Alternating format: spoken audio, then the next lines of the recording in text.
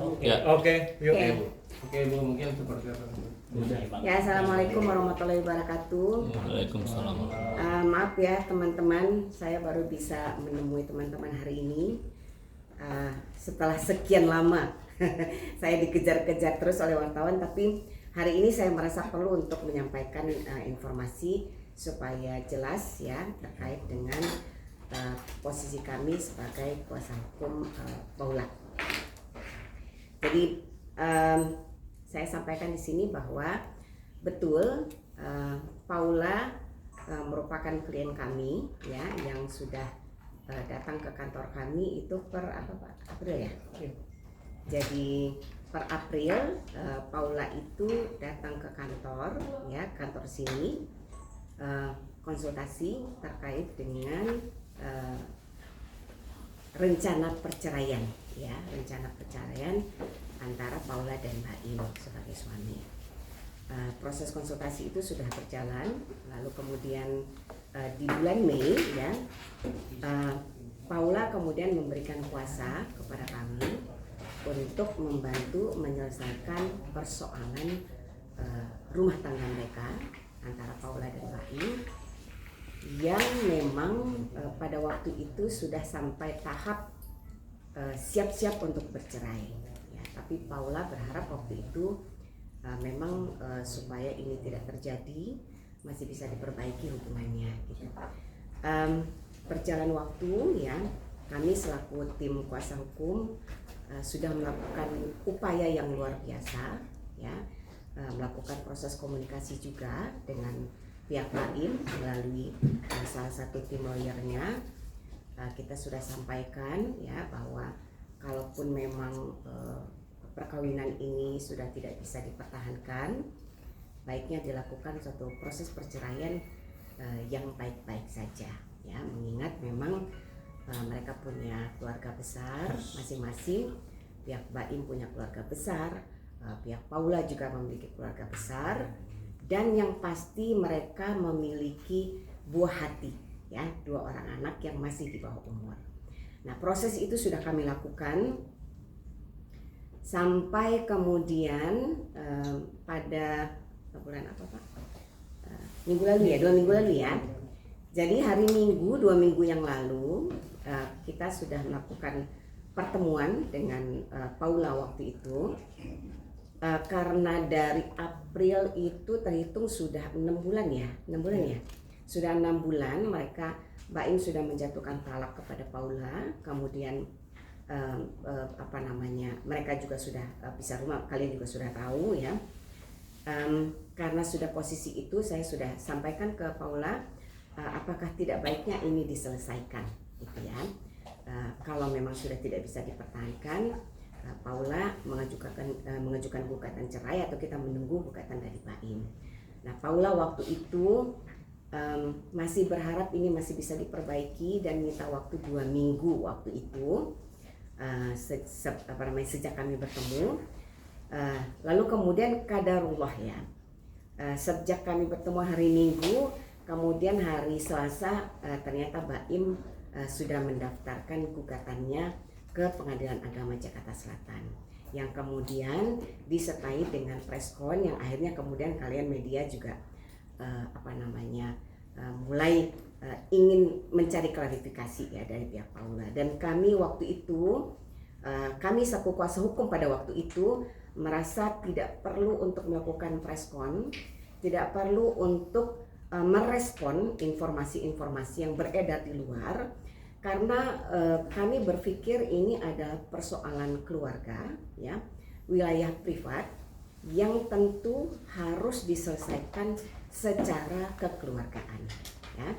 Kalau memang kemudian ini sudah sampai prosesnya di pengadilan, tentu yang terbaik adalah menyelesaikan persoalan ini di persidangan ya. Apa yang didalilkan, bukti-buktinya bagaimana, segala macam, kita berharap semua diselesaikannya di persidangan. Jadi kita bukannya kita tidak mau melayani wartawan waktu itu. Paula juga punya pertimbangan, Tante, ini persoalan akan semakin kisruh kalau kemudian kita ada statement-statement yang mungkin nanti kurang berkenan atau bagaimana. Apalagi kita harus menjaga nama baik keluarga besar, kita harus menjaga juga jejak digital yang sehat untuk anak yang di bawah umur, 2 orang. Jadi saya selalu mengingatkan kepada pasangan yang ingin bercerai, kalau punya anak ya, jangan sampai ada kisruh di media sosial, karena itu meninggalkan jejak yang tidak baik buat anak-anak. Nah, itu pertimbangan kita. Nah, kemudian ya, karena sudah masuk gugatan, ada informasi simpang siur ya, kita jadi dikejar-kejar wartawan, dan sampai hari ini, sampai semalam ya, semalam siapa yang mau ngejar saya lagi BIMTEK gitu. Jadi sampai semalam saya sedang BIMTEK juga, menghadiri BIMTEK Mahkamah Konstitusi sampai malam, dan banyak juga yang pingin ketemu sampai malam. Saya pikir sudahlah hari ini saja saya harus sampaikan informasi ya. Perlu saya sampaikan ya, hari Jumat setelah hari Selasa BAIM melakukan gugatan ya, kita sudah melakukan bedah kasus dengan Paula ya hari Jumat. Lalu kemudian kita sepakat untuk melanjutkan bedah kasus lagi di hari Senin untuk persiapan sidang besok, sidang mediasi. Nah, Senin Paula tidak hadir ya, kemudian Selasa juga Paula tidak hadir, katanya tidak enak badan. Lalu kemudian saya sampaikan kepada teman-teman supaya saya tidak dikejar-kejar lagi, Paula sudah mengirimkan surat pencabutan kuasanya kepada kami, kantor Yuking & Co. Attorneys at Law. Jadi terhitung sejak Paula menyampaikan pencabutan surat kuasa, tentu Paula mungkin sudah menunjuk advokat yang lain, dan itu merupakan kewenangan penuh Paula ya. Dia punya pertimbangan sendiri, mungkin pertimbangan pribadi ataupun keluarga, sehingga kemudian menunjuk advokat yang lain. Meskipun ya saya beritahukan, pencabutan surat kuasa itu bukan surat kuasa yang sudah terdaftar di pengadilan untuk sidang besok. Karena sebenarnya kuasa kita sudah didaftar ke pengadilan dan besok kita sebenarnya sudah siap sidang. Tapi Paula mencabut surat kuasa yang per April. Tapi apapun itu sebenarnya hanya masalah teknis saja ya. Mungkin nanti untuk pengadilan, untuk proses peradilan besok, advokatnya perlu surat pencabutan yang mencabut kuasa kami yang untuk sidang besok ya, untuk kuasa kami yang per Oktober ini. Tapi pada prinsipnya saya harus beritahukan bahwa intinya Paula sudah mencabut kuasanya kepada kami, dan waktu itu Paula menyampaikan sudah menunjuk kuasa hukum yang lain gitu. Nah, itu yang akan saya sampaikan, yang perlu saya sampaikan kepada teman-teman semua. Dan saya selaku orang yang mengenal baik BAIM, saya juga mengenal baik Paula ya. Mereka adalah pasangan suami istri yang sebenarnya baik-baik saja. Bahwa kemudian dalam perkawinan mereka ada persoalan, ada perbedaan cara pandang segala macam, itu manusiawi. Dalam setiap perkawinan pasti selalu ada persoalan. Dan kalau memang ini adalah keputusan terbaik mereka untuk bercerai, saya ya meminta semua teman-teman juga semua mendoakan semoga ya proses perceraian Paula dan BAIM bisa selesai dengan baik-baik ya, dan yang pasti dimudahkan oleh Allah Subhanahu wa taala semata-mata untuk kebaikan, baik itu untuk Paula, untuk BAIM, untuk keluarga besar, dan yang pasti untuk anak-anak. Jadi kalaupun mereka harus bercerai, saya berharap mereka bisa cepat selesai cerai dengan baik-baik ya kan, tanpa ada kisruh sana sini, tidak perlu saling menjatuhkan satu sama lain, karena mereka punya anak, itu aja. Jadi dari awal sebenarnya waktu Paula datang ke sini di bulan April, berdiskusi, berkonsultasi, concern saya hanya satu. Kalau memang sudah tidak bisa dipertahankan, cerai. Tapi lakukan dengan baik demi anak-anak. Gitu. Jadi itu teman-teman ya. Mohon maaf sekali kalau selama ini saya tidak punya waktu atau belum punya waktu untuk menemui teman-teman. Tapi ini saya harus sampaikan supaya teman-teman juga terkonfirmasi. Besok akan mengambil informasi, ya akan melakukan konfirmasi dengan pihak yang memang sudah berwenang untuk menyampaikan informasi terkait dengan persidangan, karena kuasa hukumnya Paula sudah bukan kami lagi Saya kira itu. Terima kasih teman-teman. Kalau ada yang mau ditanya boleh, saya masih punya waktu. Pak Agus, ada yang mau disampaikan? Cukup ya. Jadi kita terakhir hari Jumat ya, meeting dengan Paula ya, kita di sini. Saya kira itu. Ibu, mungkin apa Ibu yang menjadi bahan diskusi saat Paula pertama kali konsul dengan Ibu? Ada persoalan apa sih yang sehingga finalnya itu harus berpisah gitu? Ya, kalau persoalan apa tentu saya tidak punya kewenangan untuk menyampaikan itu karena ini masalahnya sangat private ya. Ini saya sebenarnya kenapa saya tuh tidak mau banyak bicara dengan media kalau ini terkait dengan perceraian. Karena yang namanya perceraian itu adalah masalah privat setiap pasangan suami istri ya. Saya tidak dalam kapasitas untuk menyampaikan itu. Tapi yang pasti ada persoalan. Kalau tidak ada persoalan tidak mungkin bercerai gitu. Entah itu dari pihak istri, entah itu pihak suami, entah itu dari dua-duanya, pasti selalu ada persoalan gitu. Saya kira itu ya. Mungkin terkait simpang siur yang soal selingkuh dari Paula sendiri seperti apa mungkin? Tapi Paula sendiri sempat cerita nggak, Bu? Dari Membantah. nggak sih, Bu? Atau Membantah yang kemarin sempat beredar itu, Bu. Ya, kalau soal itu sebenarnya materi persidangan. Jadi salah satu alasan perceraian itu kan itu ya, Mbak Im sudah sampaikan, lawyernya juga sudah sampaikan. Jadi saya tidak punya kapasitas untuk menjelaskan mengenai tuduhan perselingkuhan itu ya. Tapi dari sisi hukum saya ingin sampaikan bahwa tidak mudah menuduh seseorang untuk berselingkuh ya. Berselingkuh itu juga harus dijelaskan, berselingkuh yang sebagaimana. Kalau dalam hukum ya, dalam hukum tidak ada istilah perselingkuhan. Dalam hukum itu tidak ada istilah perselingkuhan. Jadi yang dimaksud oleh pihak Baim itu yang bagaimana tentu bukan kapasitas saya untuk menjelaskan. Itu adalah kapasitasnya Baim dan tim lawyernya. Dan saya juga tidak punya kapasitas untuk menceritakan sejauh mana pembicaraan kita selama ini sejak April.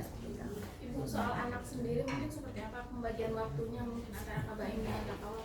Ya, kalau soal anak sebenarnya dari awal ya, ini bukan hanya untuk Baim dan Paula ya, tapi untuk semua pasangan suami istri yang ada di Indonesia ya.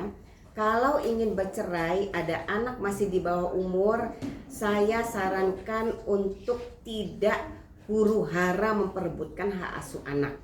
Sebab yang namanya ayah, yang namanya ibu, pasti dua-duanya menyayangi anak-anaknya.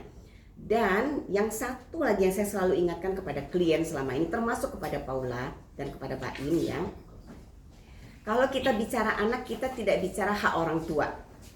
Kalau kita bicara anak, kita bicara hak anak. Orang tua itu punya kewajiban terhadap anak. Anak punya hak yang dilindungi oleh undang-undang. Undang-undang melindungi hak anak dengan baik. Setiap anak punya hak untuk hidup, tumbuh dan berkembang, mendapat kasih sayang yang utuh dari ayah dan ibunya. Jadi tidak boleh sekalipun ya, baik pihak maupun suami maupun pihak istri kemudian merasa paling berkompeten untuk mengasuh anak, apalagi ini anak di bawah umur. Jadi secara hukum yang kita harus pikirkan, yang harus kita pahami adalah berdasarkan Undang-Undang Perlindungan Anak, anak memiliki hak untuk mendapat kasih sayang baik dari ayah maupun dari ibunya. Gitu. Jadi nggak boleh diperdebatkan sebenarnya kalau soal anak ya. Kecuali ya salah satu pihak memang secara hukum gugur haknya untuk mengasuh anak. Gitu. Dan itu kan jelas dalam undang-undang. Gitu. Artinya dalam peraturan. Ketika pisah rumah sendiri berarti pembagian antara Kak Paula dan Kak Baim sendiri tentang Kiana dan Kenzo. Kalau selama ini ya, ini kan 6 bulan ya, jadi kita menangani Paula itu sudah 6 bulan.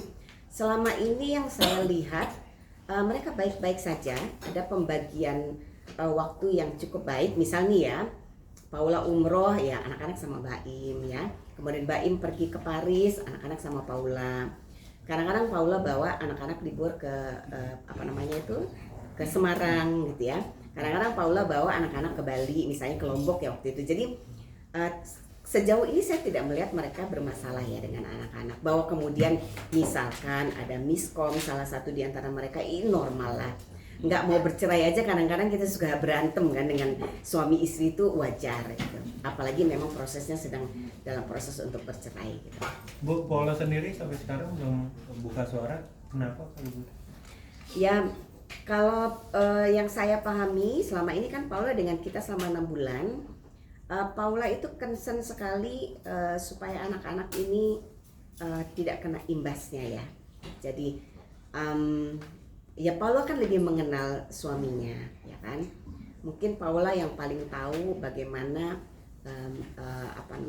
membangun komunikasi yang baik dengan suaminya. Jadi kalau itu saya tentu percaya Paula punya pertimbangan sendiri lah. Gitu. Tapi pada dasarnya Paula sendiri membantah gak sih Bu dengan tudingan Mbak Im yang kemarin preskon itu? Kalau yang disampaikan ke kita enggak lah masih. Tapi saya tidak mau masuk ke situ ya karena itu sudah ranahnya nanti para lawyer ya, para advokat nanti di persidangan. Nanti mereka yang akan mempertahankan dalilnya masing-masing ya kan. Kalau satu mendalilkan dia harus membuktikan, kalau satu membantah dia juga harus membuktikan gitu. Jadi itu nanti di persidangan gitu. Berarti untuk lahiran baru siapa? Tidak tahu karena Paula juga waktu saya tanya juga dia tidak menyampaikan gitu. Oke. Ya. Terima Oke, ya. kasih Terima Ibu. kasih ya. Pasien berikutnya Ibu.